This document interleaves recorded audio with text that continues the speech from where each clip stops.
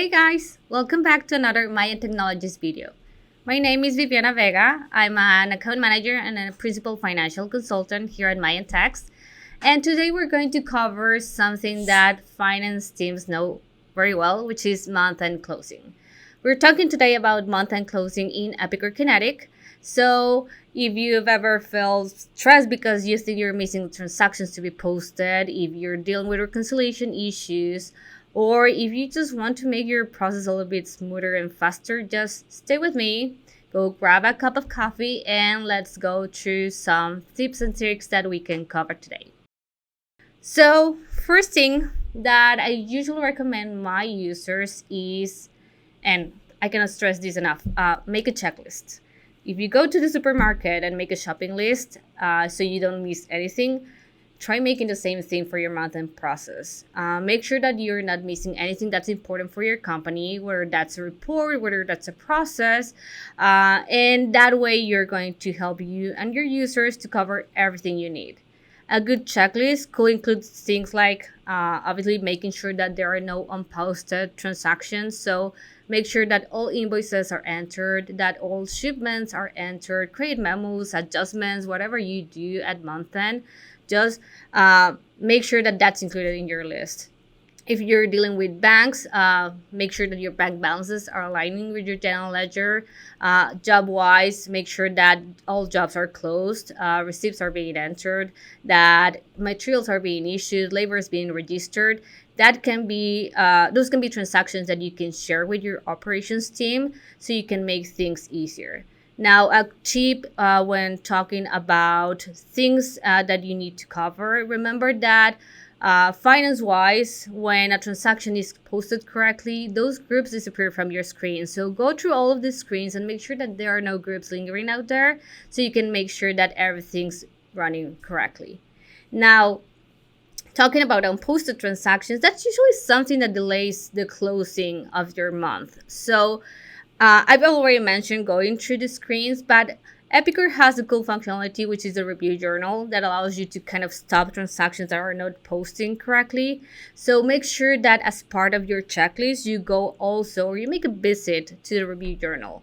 If there's something in there, check if there's an error, fix it, and then move forward. That will help you to make sure that nothing's pending and that everything's being covered. Now, another thing that you need to check is reports. When talking or when thinking about the Epic reports, remember that we have two types of reports. We have static and we have dynamic reports. Static reports are those that you can backdate, so you can put a prior date on the parameters and you're going to be able to see the data, kind of the same data that you had back as of that date. Age payables or age receivables report are a good example of that. So you can put a prior date in there and you're going to make sure that you can see the data as of that point in time, and that can help you reconcile your subledger against your ledger. But also we have dynamic reports, which are reports that show you data in real time and that you cannot backdate. The receive not invoice report, the stock status report are a good example of that. So for those type of reports, you're going to want to make sure that you run those reports in time so you can have a clear snapshot of your data and you can use that for further reconciliation. A tip here will be make sure that you are probably automating that stuff. Like take advantage of what you have and the tools that you have in there. You can take advantage of business activity queries and dashboards to catch early on transactions that you'll want to take care of.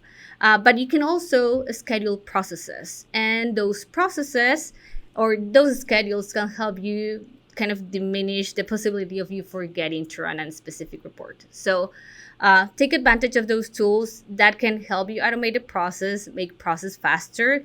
And talking about automation, remember that you have recurring functionality and also you have templates that you can use in the system. So take advantage of those. Like if you make those processes enough for you to repeat that as a monthly task, make sure that you diminish the manual efforts for your team on a month-end basis.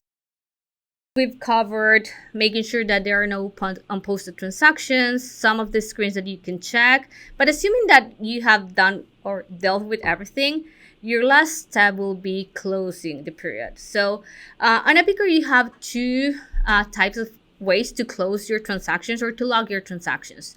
You have what we call the early supply date, which is a cool feature that allows you to kind of make a soft close. So you can close or limit the transactions for some modules while still leaving other modules available or able to enter transactions in the period. So take a look at that option. You can make or you can set up your early supply date for the whole company, or you can make it by module, as I was mentioning before. So you can, for example, limit transactions for your operations team while you still allow the AR team to finish entering invoices or the general ledger team to finish entering journal entries. So that can give you more control on who can post or enter transactions in your system.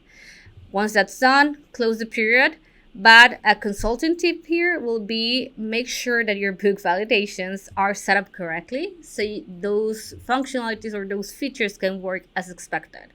So have a quick look at the book setup. Go to General Ledger, Setup, Book, and make sure that you take a look at the tab for posting validations, and that way you're going to make sure that everything is going to be working as expected. That's basically it. So just a quick recap.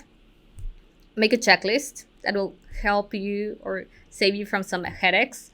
Make sure that you take advantage of the tools in the system, so automate some of the processes or schedule some of the processes, and also kind of take a look at some of the setups behind the scenes that will help you manage your month-end easier.